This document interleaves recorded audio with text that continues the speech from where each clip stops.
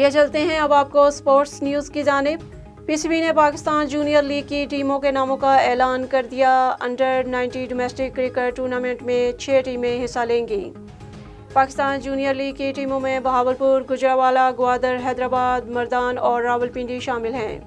Dubai में कौमी team के हमरा मौजूद फास्ट बॉलर नसीम शाह को डॉक्टर्स ने फिट करार दे दिया। डॉक्टर्स का कहना है कि नसीम शाह बिल्कुल ठीक हैं और उनको किसी किस्म की इंजरी नहीं है।